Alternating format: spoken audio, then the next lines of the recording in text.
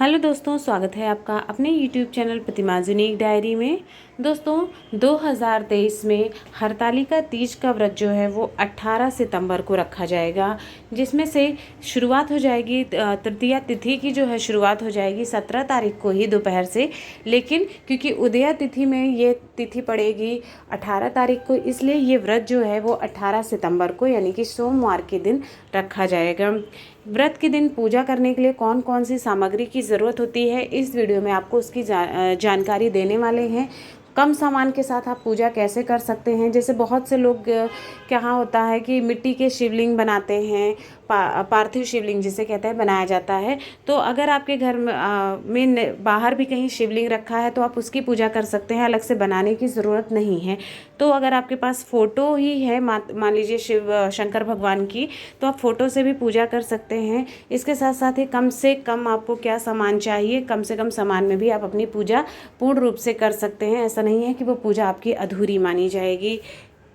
सबसे पहले पूजा के सामान के लिए आपको एक चौकी चाहिए होगी, लकड़ी की, छोटी या बड़ी जैसी भी ले लीजिएगा। मैंने दो दिखाई नहीं है, पर आपको एक चौकी की ही ज़रूरत है। एक चौकी बहुत है, आपको एक चौकी ले लीजिएगा। साथ में लाल या पीला कपड़ा जो भी आपको मिल जाए चौकी पर बिछाने के लिए। भगवान शिव शंकर की एक फ़ोटो उनके परिवार की, जिसमें गौरी माता भी हो, साथ में गणेश भगवान भी हों, सब परिवार एक फ़ोटो ले लीजिएगा। अगर आपके पास है तो वो फ़ोटो रख लीजिएगा, ठीक है। नहीं तो बहुत से लोग जैसे शिवलिंग बना रहे हैं या फिर बाहर शिवलिंग रखा है तो उसकी पूजा भी आप कर सकते हैं, लेकिन एक फ़ोटो चाहिए होती है। साथ ही साथ आप पूजा एक चुनरी ले लीजिएगा जो आप फ़ोटो के ऊपर पे आपको चढ़ाना है, गौरी माता को चढ़ाना है। इसके बाद पूजा की सामग्री क्या होगी।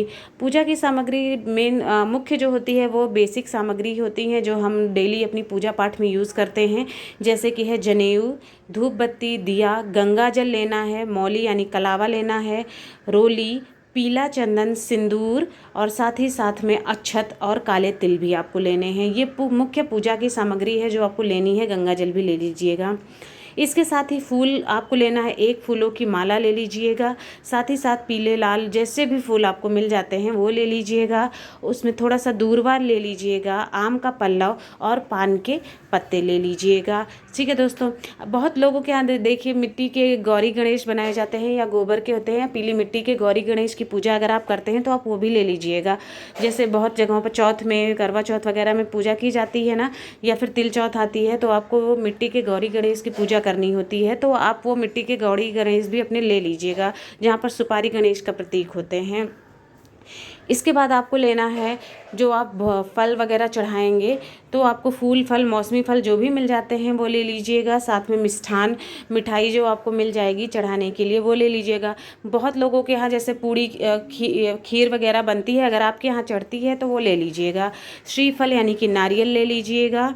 साथ में आरती और पूजा की एक थाली भी ले लीजिएगा। इतना सामान आपका हो गया है। नारियल अगर आपके यहाँ चढ़ता है तो आपको रख लीजिएगा, श्रीफल होता है।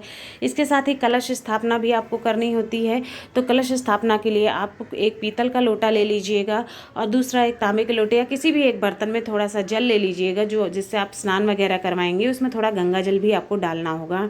ये तो हो गया मेन जो पूजा की सामग्री होती है, ठीक है दोस्तों। पूजा का सामान आपने कर लिया।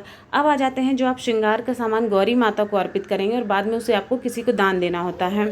वो सामान क्या क्या है आपको। सबसे पहले तो चूड़ियाँ जो मुख्य तौर पर होती है वो आप चूड़ियाँ ले लीजिएगा।